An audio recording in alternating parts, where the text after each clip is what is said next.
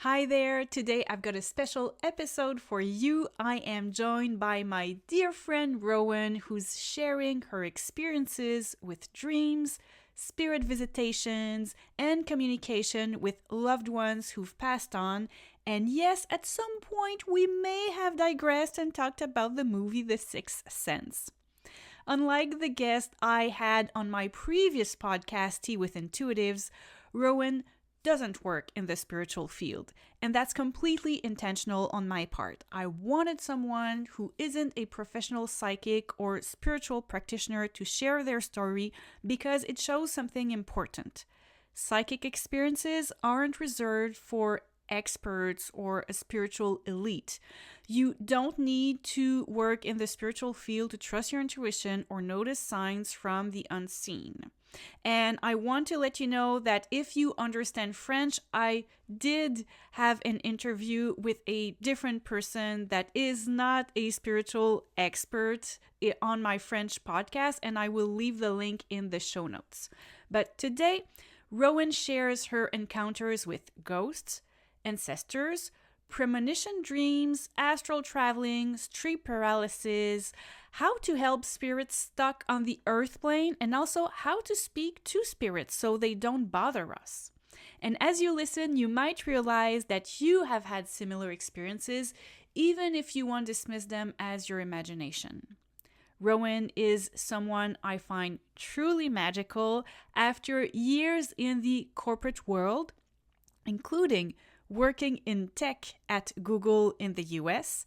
She felt called to leave it all behind.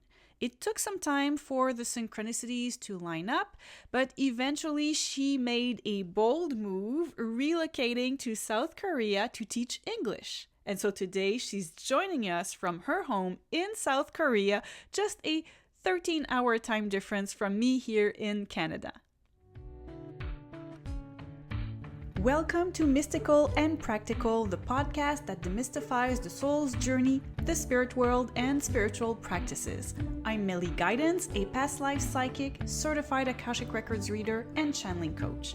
Here, we talk about spirit guides, the Akashic Records, reincarnation, and everything that connects the seen to the unseen, all with both feet firmly on the ground. Ready to decode the spirit world and connect with your inner magic?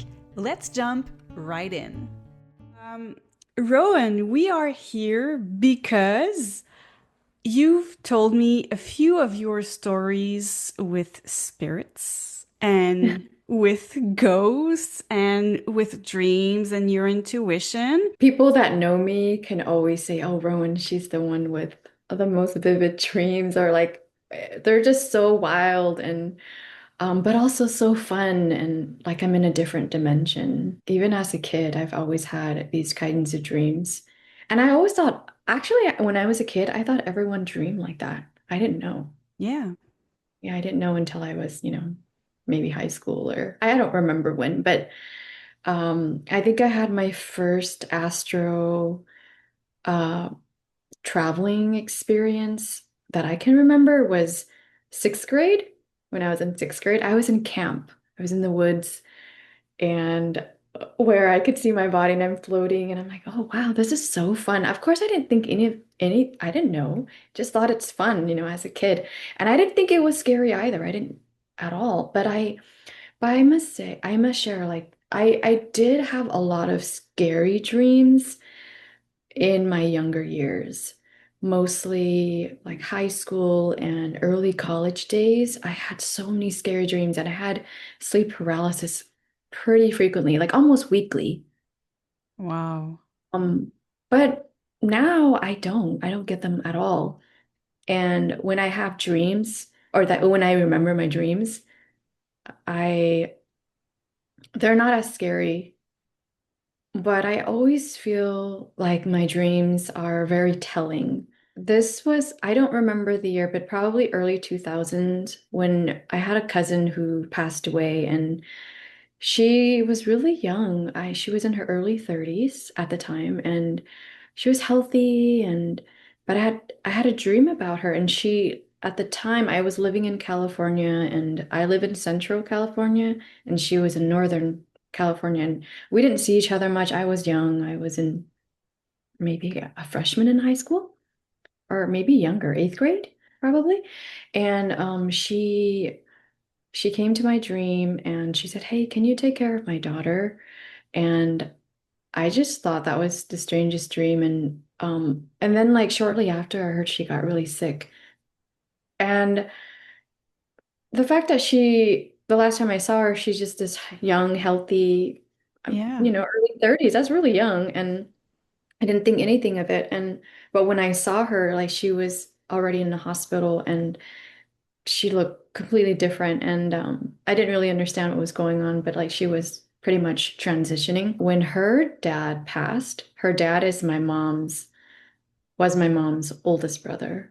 I had a dream about him where he had like some health issues and he's going to the hospital, and then I like would wake up and I tell my mom, "Mom, I think you should reach out to your brother. They're not that close and they don't talk to each other much and they live in different cities."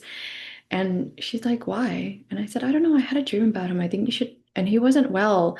And they're almost like premonition dreams, but not all of my dreams are like that though. And then he was really sick like after, and he also transitioned.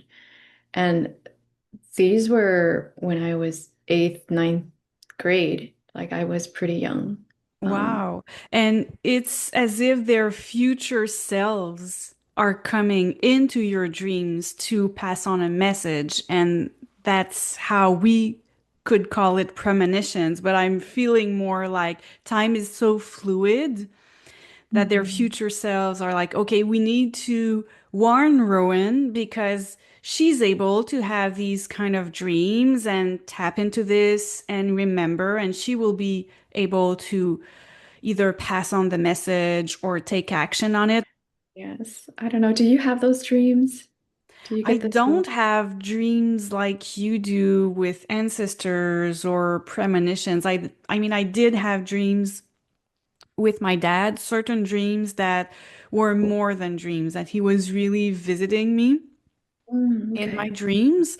I have more dreams where I would get in contact with a spirit guide, or in my dream state, I am more attuned to the spirit world. Like my brain isn't thinking all the time and it's deeper than a meditative state. So I'm very, very much open. And sometimes a spirit that is around is going to notice this. And some mischievous spirits are like, oh, this is going to be fun. She's kind of listening. She's there. Let's just visit her. So some mischievous spirits are kind of playing with me and disturbing me or trying to kind of take my energy and bring it somewhere else in the house. And they're moving really, really fast. So that happens when in my day-to-day life, I'm super tired. Oh. I'm super tired. I'm super open, not as protected as I should be. This happens. When I'm well protected, it's more like lately I had a spirit coming in the room and they wanted to get in contact. But I Oh. did what I should never do, which is I open my eyes. And when I do that, I'm putting myself in a waking state and the thinking brain comes in. So I don't see anything and the contact breaks clean. But then I went back to sleep and that person went to talk to me in my sleep.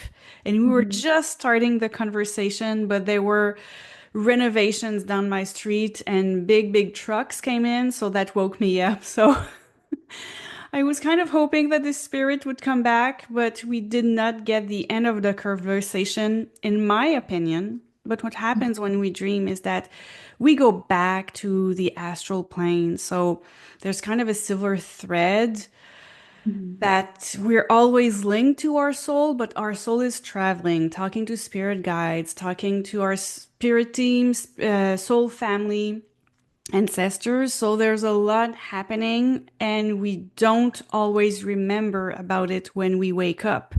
So maybe I had the end of that discussion with that spirit, but I don't remember it. But I know there's a lot going on when I'm sleeping. And when I started working as a psychic, I had less of these dreams where a spirit guide would come to talk or would come in the room. And I asked my spirit guides why. And they said, well, you really need to have a lot of sleep right now because I was tapping into this psychic skills so much and I needed to be, well rested so that I would be able to connect in high energies and be well protected for the sessions.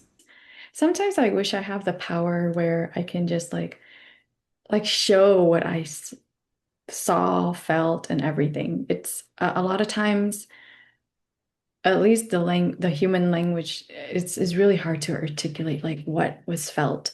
Like even in my dreams, sometimes I would see things like colors that don't even exist here, or Right. animals. Like, wait a minute, like I saw this, but I don't think there's a word for it to describe it. Not that I'm aware of. And I don't know Exactly. that way as well. Or do you experience Yeah, that? I've been watching a ton of near-death experiences videos lately, and I feel that everything that we feel and see in our dreams is very much like what people describe when they have near-death experiences, which are called NDEs. And everyone has different experiences, but all in all, it's all the same thing. Like it's being in contact with immense love, being in contact with source energy, some see God or Jesus or a spirit guide, but it all comes down to that source energy. And what they are describing is like what you are saying, like you would see colors that don't exist here, or they would travel really, really fast. Like they just think that, oh, like they just died, they're in the room, they don't realize that they're dead and they're in their room and they're like, oh, I want to go downstairs. And in a split second, they are downstairs, which is like when a mischievous spirit is with me and is taking me, and that is very scary for me. But this is how it happens. And I was just telling my husband yesterday, wow, when we're having dreams, we're really tapping into home, into where we come from. And it's funny because people who have NDEs are saying that when they look at Earth, they find like it's such a weird simulation. And what is really true is where we live, home. And when we die, we go in the in between, which is the astral plane. There is also a higher place that is a causal plane, but we go to the astral plane where there is, it's not that there is no time, but there is time, but time is much faster than down here on Earth because we're on a lower vibration, very dense dimension. So everything is quicker and we communicate through telepathy, Mhm. which is the same as we do in our dreams. In our dreams, sometimes we're going to see mouths moving, but when you think about it, it's all we're hearing it in our heads. So I feel like we're getting that glimpse, but with you telling, oh, I could see colors that I couldn't, that we don't see on Earth, like you are very good at going back there and or remembering what it's like where we come from, which is our real home. Apart from dreams, I'm curious to ask you, Roeun, to tell a story that you told me a while ago. I think you were maybe a kid or a teenager, and that's not a dream, but it's a story of two spirits who were in your home that time. Yes, I remember waking up and there was a face, or I felt like heaviness, and that's when I knew that I was going to experience like sleep paralysis because I couldn't really move my body, but I was awake, I'm aware, but I couldn't move my body, and that's the scariest feeling ever. And I didn't understand what was going on, and My bed is right next to the wall and the windows are close by and there were city lights kind of like shining through. So it's and my windows, my curtains were sheer and so I can kind of see like what's and I'm on the second floor. Um and I saw like someone floating like a face. I have kind of chills. I live here by myself too, by the way. But I don't feel scared here at all. Yeah, But and we need to say it's like 11 p.m. where you are, and you are telling me ghost stories, and you're about to go to bed. yes, it is 10:52 p.m. here right now, Sunday night. But yes, and I I couldn't move, but I can kind of see from the side of my eyes of this body kind of floating. She was wearing, it looked very angelic, but I don't know why I felt like so afraid and this pressure on my body where I couldn't move and just the thought of that's just scary. Mhm. And but she was wearing like a white gown and it looked like a gown from like 1920s, like very old, like not from modern time.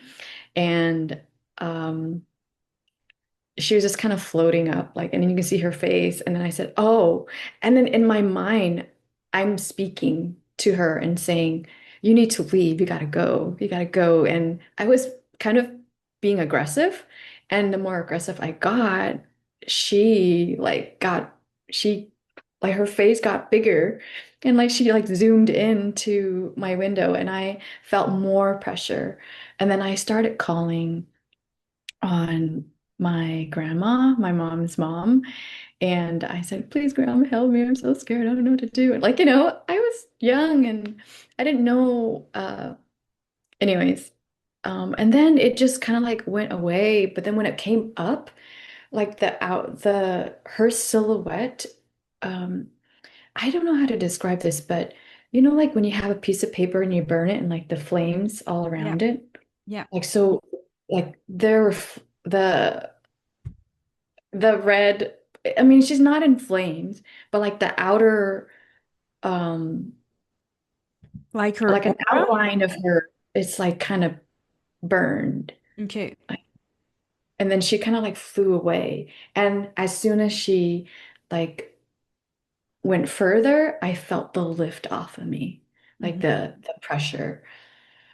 I never knew what that meant, but I remember telling a friend, and she said, "Oh, my grandma's a shaman, and maybe my grandma knows." And when I mentioned to her, she said, "Oh, that's your mom from another lifetime." But I really, till this day, I Weird. still don't But she know. was wearing a gown from the 1920s, so like it would be a parallel incarnation.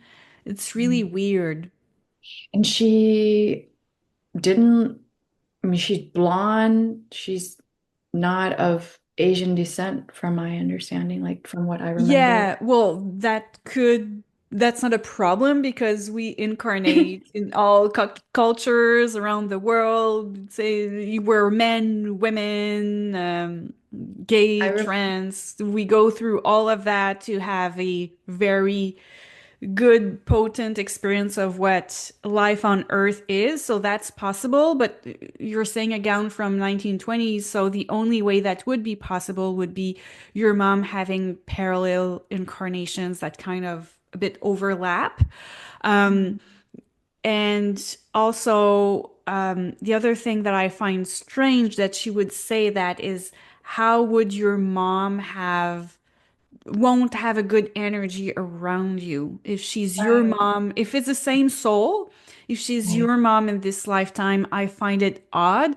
It seems like it's a soul that is lost. And this is how that soul has negative energy. And maybe what would have helped if you knew at the time, if you had told that soul, go back to the light, everyone's waiting for you, that would have helped. Because I did help a soul like that once that was caught in my house for quite a while. And My I don't know if you've heard the story, but it was caught in one room, one specific room of the house, which was my guest bedroom. Oh my goodness, was this recent? No, it was a few years ago. And I have had several people sleep in that room. Hmm. Everyone was fine. I wasn't quite sure something was going on until one of my nephews was saying, like, I kind of hear an old lady going, something like that. And I went, oh Oh, no. Oh no, it's scared. nothing. It's like I'm sure you're hearing the toilet because sometimes it's a bit noisy, but in my head I was like, "Oh my God, what's happening?" But I don't want him to be freaking out because he was the last days he was at our house, he was sleeping alone. The first days he was with his older brother, but his older brother needed to leave earlier. I don't know if it was for school or anything else, but he had a plane ticket before his younger brother. So I'm telling my nephew, look, everything's fine, but I've always felt like there was something around that room, Mhm. which a friend who has good psychic antennas for spaces, homes, went into my house very briefly. And after she went into my house, like I think she was just there for a few hours, and I was like, oh, let me show you my home, for the very first time, like the host tour. And after that, I was like, oh, how did you find the energies in my home? She's like, oh, everything's good, but that guest bedroom, there's something weird there. And so I've been having some problems with my house. And then I'm really wondering, like, am I feeling what I'm feeling? Is it validated? Or maybe because I'm staying in that home, I'm just imagining things. So I needed the perspective of someone very separate from me. And I had a reading with Ainsley MacLeod. I think it was my last reading with him, my fourth reading. And I've asked him, and he's like, yeah, you've got a mischievous spirit in your house. You need to tell it to leave. And I was like, yeah, it makes sense. Oh, and by the way, we have our living room right next to the stairs that go in the basement where the bedroom is. And Wow. when we were sitting in the living room watching TV, I remember my cat at the time would often look down the stairs.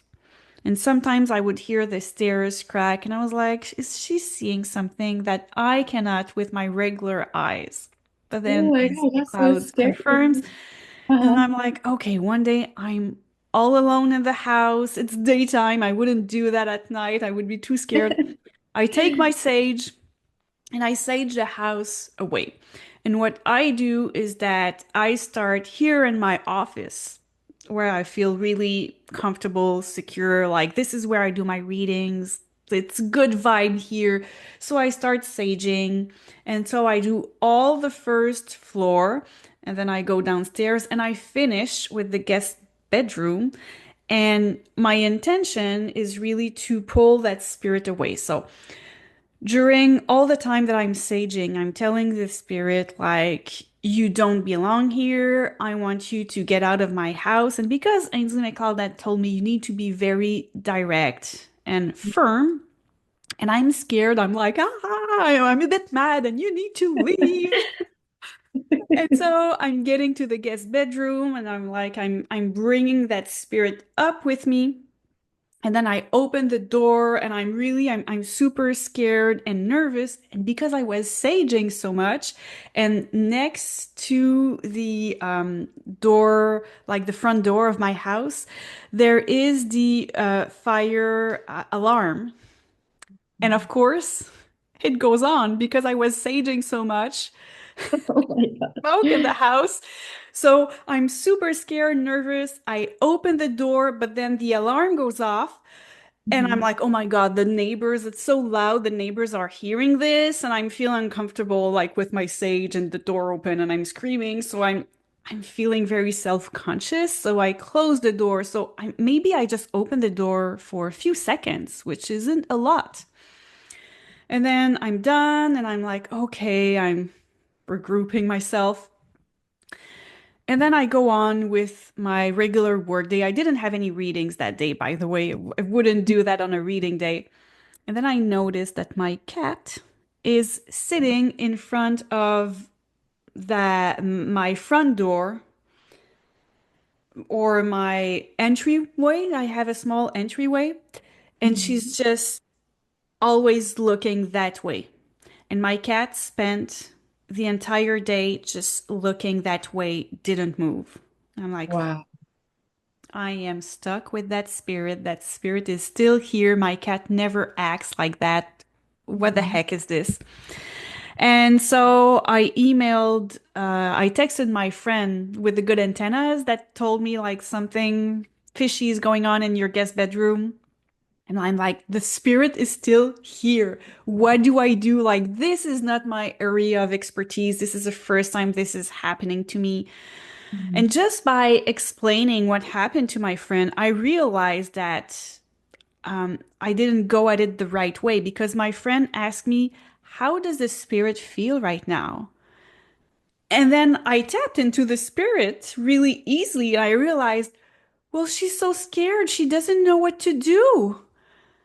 And so I was really mad at her. She had feminine energy. I was really, really mad. And she was taken aback, not realizing that she couldn't be in that house and that she had a negative effect and that she wasn't wanted. And she didn't know how to leave because she's stuck.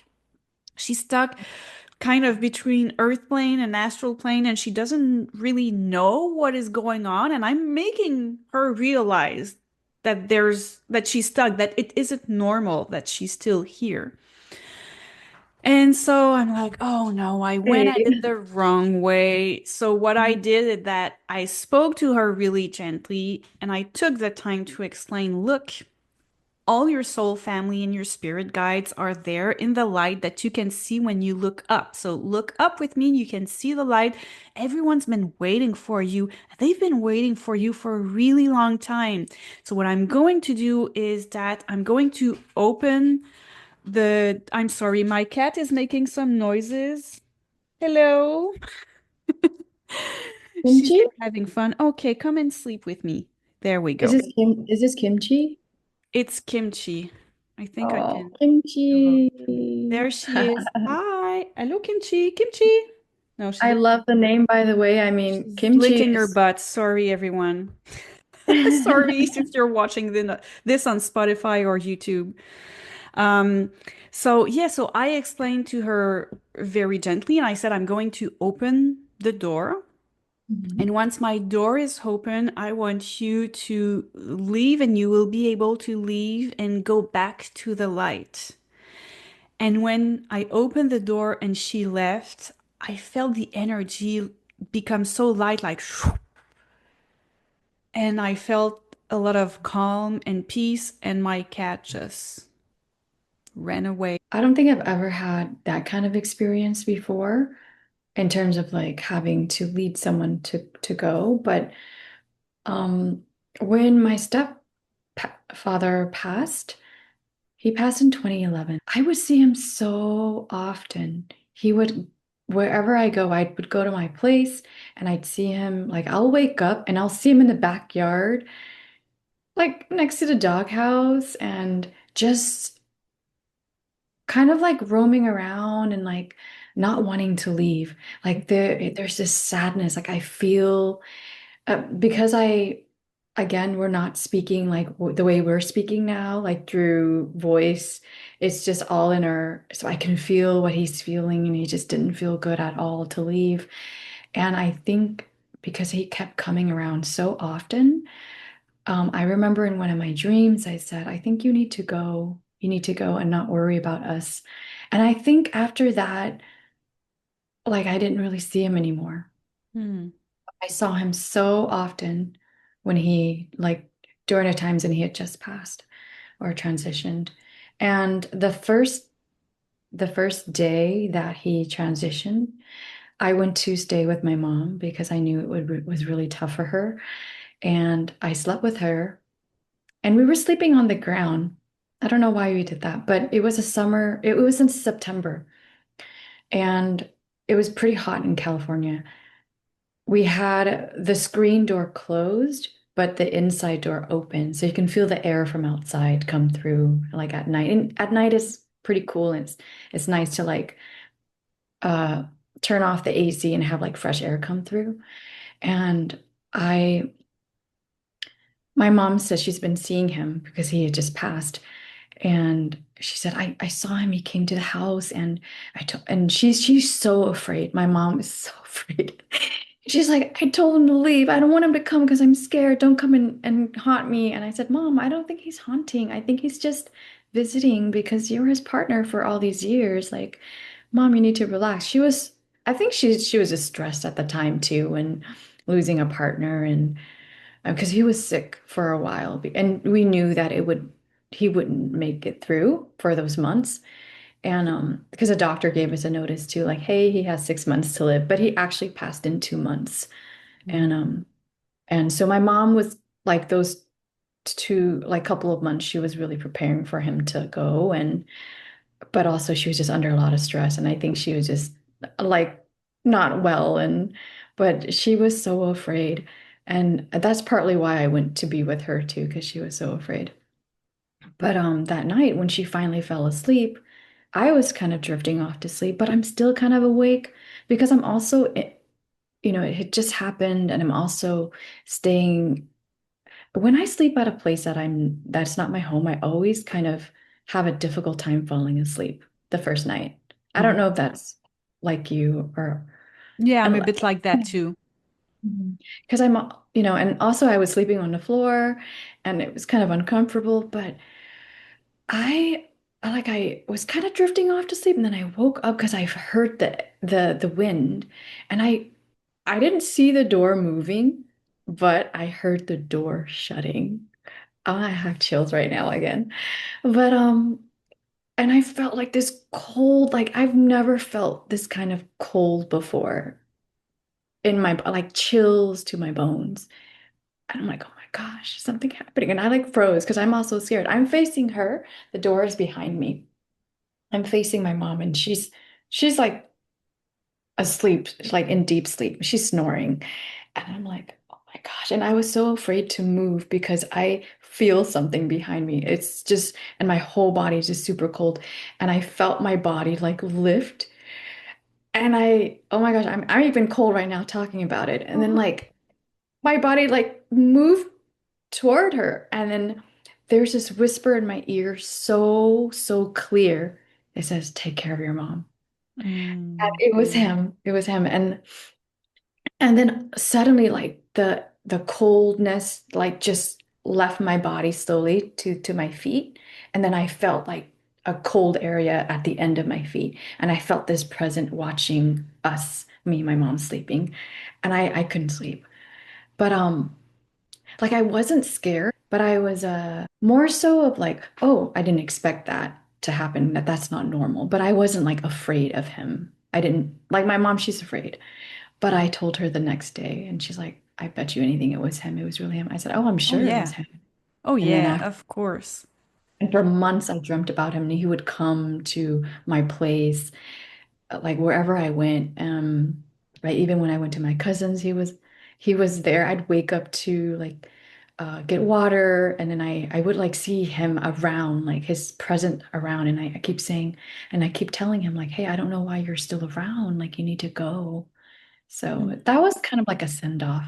And I said, don't worry about the young boys, because he has three younger children with my mom, my younger half brothers, and I think he was just worried about them. Yeah. I think it's important to share those stories because a lot of people experience that, but they don't talk about it because other family members might get mad or, friends, acquaintances are just saying, well, no, you're just emotional, like you're a bit crazy right now. And they don't want to be called crazy or anything. But from my experience, a lot of people experience this. And my brother and his family, they experienced it and sit like you did with your stepfather when my brother lost his father, so we don't have the same father. We both lost our fathers, but we don't have the same fathers. So when his father died, my brother had taken some of the stuff from his father's house, namely his oxygen tank, because I think he died from lung cancer or something like that. So Mm. he had the oxygen tank and a few things.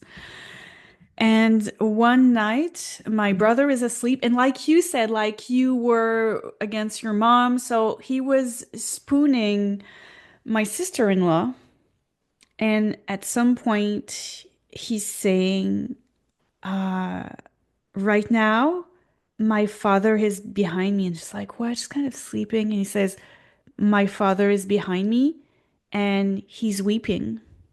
Like he's crying and he's weeping. And he didn't want to turn his back and look at his father. And who knows, he would have been able to see him or not. And when that happens, it's because our third eye is activating and we just know. And we can see. And when it's someone that we know, we can easily see them through our Mhm. third eye because we know all their features and details.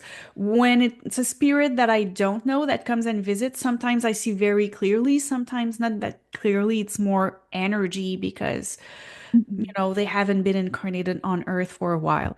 But he's like, my father is behind me and I know it. And, his father had a hard life. He hasn't always been a good person or a good father. So it made sense that he would be weeping now that he would be in contact with source energy and realized what he did.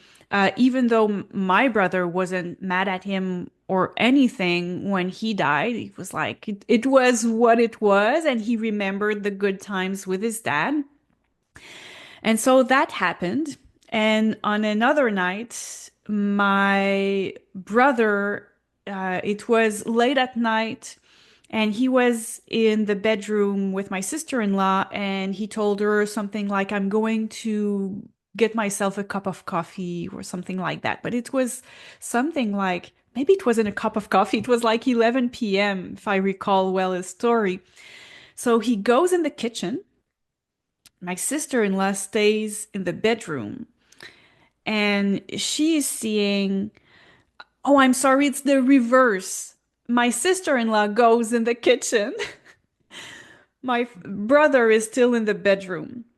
And so she's making, I don't know, some tea and she's feeling a presence and she's looking in the corridor and she's seeing that dark silhouette in the door frame going in front of the door frame, but being stuck with their arms in the door frame. It's super weird. And so she thinks it's my brother because it's 11 p.m. She didn't turn on the lights or anything. So she's like, it's a dark silhouette. He's the only person with me. Like the kids are sleeping. For sure it's Mhm. him. So she's saying, what are you doing? And he's like, why are you asking this? I'm in bed. And she's like, what? And Oh my goodness. that's when my brother's father passed away. It was all around that time. And around the same days, my two nieces, who were little kids at the time, they both saw their grandfather in their rooms at the feet of their bed. And they were so, so scared. They couldn't sleep. Like sometimes it's so sad that they come to visit us, but Mhm. we're too scared. And when I lost my father, he knew how scared I was of, ghosts and spirits. Like I watched The Sixth Sense with him and I couldn't sleep that night because I was so scared. I wasn't working as a psychic at the time, so now I still have a bit of fear sometimes when something happens, but I understand how it works. And when you understand, you remove the fear. So sometimes I have a bit of fear because I'm taken aback, but then I understand. I'm like, oh, okay, I can relax. I know how to deal with this. But when my father passed away, at some point, I felt his presence in the room and he touched my left hand a bit. And I Mhm. said, no, I didn't see him. I didn't get any weird things like movements in the room or sounds. And I think he wanted to show me, like, I am here, but I'm also respecting how you are, and I don't want you to be afraid. So I said no. And the way that he contacted me was more through dreams. And of course, through the book that he led me to read, which I talk about in my first podcast episode in my story. So this Mhm. is how I was in contact with him. But yes, so many people have visitations from past loved ones. I think it's important to talk about it, to normalize it so people understand that they are not crazy and what they saw, felt, heard was real. Mhm. I love that. I wish I had this type of support like as a kid Mhm. because because I w didn't know what was happening. I was afraid. But now that I've been on my own spiritual journey and I understand I'm not afraid anymore. And these things, maybe they do occur, they still occur, but I think I just don't feel afraid anymore. And I was wondering if you wouldn't mind sharing that spirit story that you had. I remember there was a spirit in the stairs, and I think you were a kid or a teenager, maybe around the time that you saw the lady in the window. Would it be the one where I thought it was a woman and there's no other woman in the house other than my mom? Yeah, at first And you thought it was someone in the house, and then you realize, like, oh, this person is weird. And didn't she come a few nights in a row, something like that? yes, and this really reminded me of The Sixth Sense. So when you talked about The Sixth Sense, actually that's like one of my that that movie is one of the scariest movies ever for me. I've never watched it again. I was so scared because it's so realistic. Wait, Rowan, you need to rewatch it because when I watched it at first, I wasn't 25 yet because my dad died at 20 when I was 25 and I saw it with my parents. So I was in between 20 and 25. I wasn't working as a psychic, didn't know anything about the spirit world, and I was scared shitless. And then I watched it again maybe 2 years ago in my 40s with my daughter. My daughter has been watching all kind of horror movies with her dad since she's really really little. She doesn't have any nightmares about it. She's fine. So, some people like it. And so we're like, you need to watch this. And maybe she didn't even watch it. She went back in her room, teenagers. But I did rewatch it with my husband and I didn't get scared like last time. I understood so much how the spirit world works that I was like, this is such a beautiful story. Oh, So you could I don't rewatch it, know. maybe not rewatch it alone in I your know. apartment. Not alone for sure. Because I think I will just start imagining. Yeah. And even though I'm not afraid and I don't think spirit would just harm you for no reason, because as a kid you think, oh, they're scary, they will hurt you. That's what I thought, as a kid. Hey guys, I need to pause the podcast right here to tell you that Rowan and I are going to talk a bit deeper about the movie The Sixth Sense with Bruce Willis. And there are major spoiler alerts. So if you haven't watched it yet, it's a wonderful movie. So just fast forward a few seconds so you are not spoiled. But like this scene with the little boy, like, come on, you want to come play with my dad's gun? And when he turned around, because he looked like a normal kid, but behind he had that. So I remember that scene so well. And I watched this when I was 12. Oh my God. Yeah. And what's the other scene? The mom, or he thought it was a woman in the kitchen and she turned around and she was like super angry with the knife, I think. Anyway, but yes, I had so in this place, I don't know, high school, I was in high school probably. I saw a woman going down the stairs, walking down the stairs, because we live in like an upstairs downstairs. And Mhm. my mom, she sleeps downstairs. And I'm on the second floor, and I thought, oh, who's that? Why is she up at this hour? But then I'm like, wait a minute, that's not mom. And my mom is the only other woman in the house. My younger brother also mentioned seeing her. And he was even younger than me. He was probably, so he's 5 years younger. If I was 12 then, he was like, what, 7? Yes. And he said, oh, I saw her too. And I thought she was mom. And but we saw her frequently. And then so in the Cambodian culture, they think that if you see a spirit walking around the house sometimes and it's not malicious or like negative spirit, it's probably the spirit of the house that protects the home. It's not There my is mom. something about stairs. Like I told you, my cat would look at the stairs. You saw that lady in the stairs. And I remember I was listening to the earlier bonus episodes of the Coffee Klatch Crew podcast. And they review movies and TV shows. And when you're a member and their bonuses, they talk more about their personal lives. And at some point, they talked about a place where they stayed, where they believed the house was haunted. And they have a bird.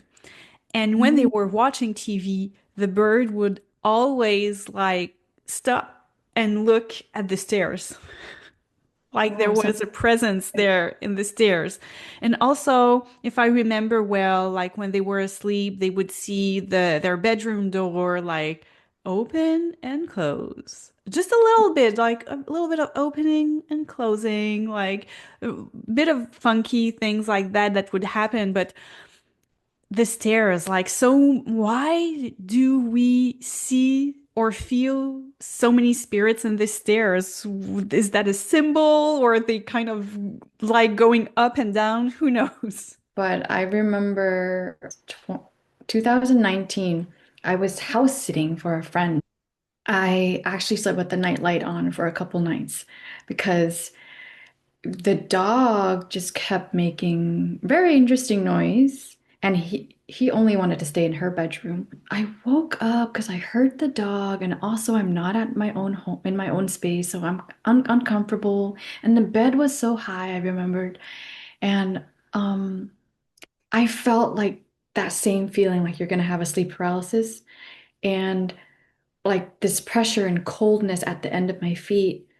And there was someone there, and it was a guy. He was Native American Indian. He had like the clothing and everything. And but the way he came, it was just very scary because like he pulled my leg and then he like came around to the side of me and then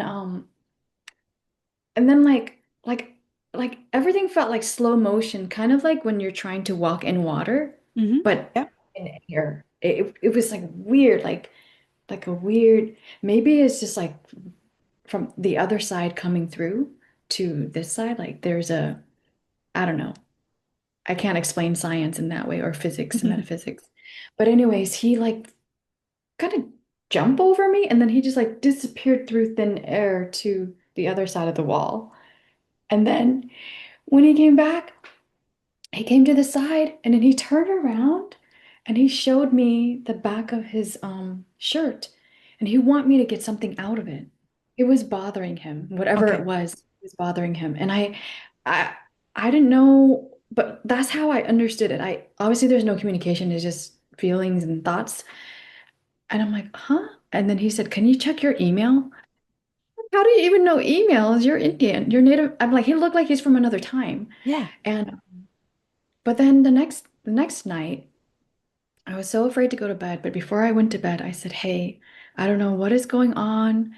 Maybe you lived here before, maybe." And I try to like do research during the daytime to see if the land was like Yeah. if anything before, but I couldn't find anything and my friend was kind of out of reach and but I didn't when I slept I just brought the dog in. I'm like, just come inside and I closed the door. I said, I'm sorry if you're gonna be uncomfortable, but you weren't sleeping well in the other room anyway, so just sleep with me. Hmm. And I had the light on or the night light on and I'm like Spirit, I don't know what's going on, but whatever message you're trying to give me, can you give me it in a different way? Like when you come, don't pull Hmm. my leg. Can you get my attention a different way?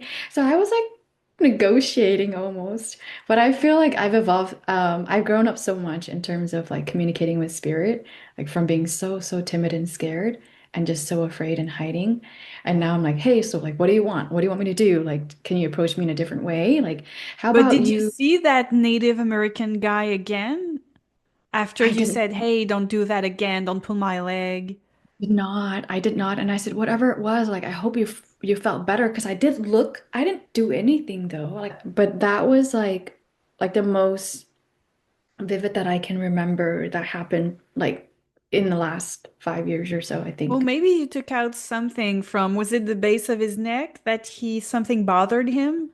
Maybe you Whatever. did take it off without realizing it, maybe with your thoughts or He like wanted me to check it, and like he was like like he was so miserable. Like, please just help me. Can you yeah, help like he me? And got an arrow, he got shot by an arrow there and it was bothering ooh, him.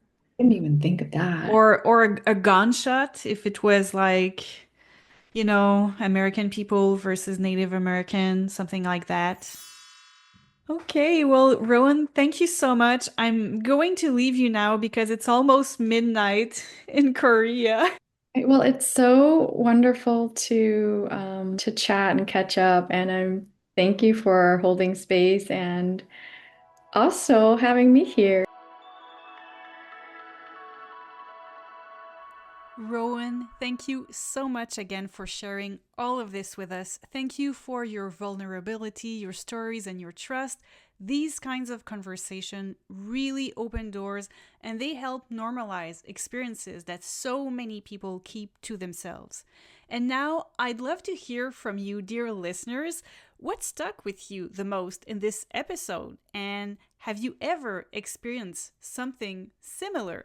Please write it to me in the comments. I truly love reading your experiences and it helps normalize these kinds of stories.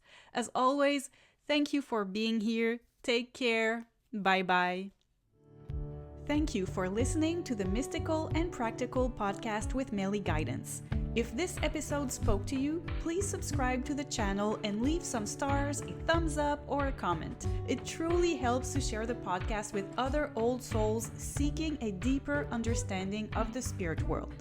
If you're interested in getting an Akashic Records reading, a tarot reading, or joining one of my online courses, you will find all the details at mellyguidance.com. This podcast was edited by plcm.ca and the original music was composed by record.bandcamp.com. Until next time, remember, we are all souls having a human experience and we can all be mystical and practical.